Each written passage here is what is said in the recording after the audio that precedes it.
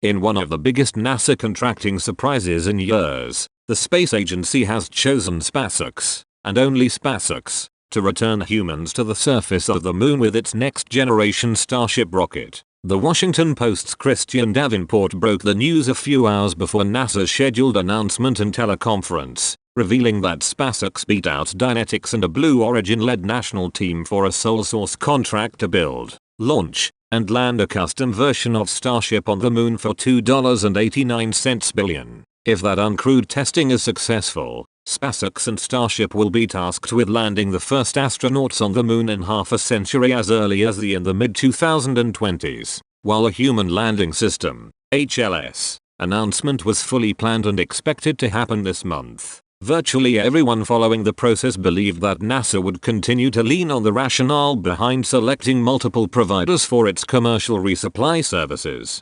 CRS, and commercial crew, CCP, programs. Having multiple distinct providers, spacecraft, and rockets available to accomplish the same tasks fundamentally insulates NASA and the International Space Station that depends on those programs from losing the ability to transport crew or cargo in the event that any one provider is delayed or suffers a major failure. With a goal as complex as landing humans back on the moon for the first time since the 1970s, redundancy and multiple distinct solutions would obviously be even more desirable. Entirely contrary to expectations, NASA instead announced that it had exclusively contracted with SpaceX alone for next phase of HLS development. Though SpaceX may have been the only competitor already testing something approximating real integrated flight hardware, NASA's decision to sole source HLS to Starship represents a significant gamble. Simultaneously, though, the move is also extraordinarily pragmatic and indicates that one or several major decision makers at NASA have taken less positive lessons from its commercial cargo and crew programs to heart.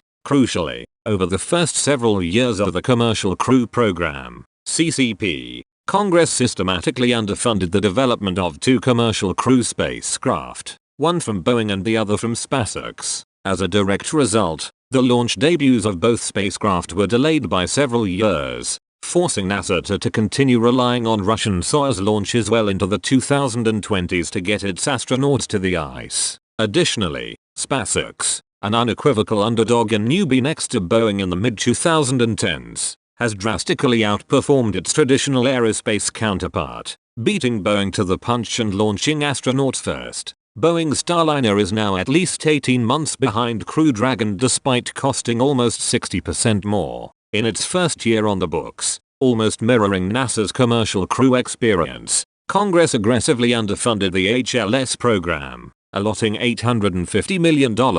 just 25% of the $3.4 billion NASA requested. In other words, NASA seems to be proceeding with HLS under the assumption that Congress, as it did with CCP, will continue to chronically underfund the Lunar Lander program for years to come. If that's the case, NASA appears to have made an uncharacteristically astute decision to structure HLS not on its preferred budget, but on what the agency believes Congress will pony up. Put in a slightly different way, NASA is basically telling Congress that its lack of commitment has forced the agency to sole source its Lunar Lander contract to SpaceX, putting the impetus on Congress to properly fund the HLS program if it wants redundant providers. All told, while NASA is undoubtedly taking a risk selecting SpaceX and Starship to return both it and humanity to the moon, the space agency has now made it abundantly clear that it's fully committed to the program and goal, whether or not Congress is willing to do its job.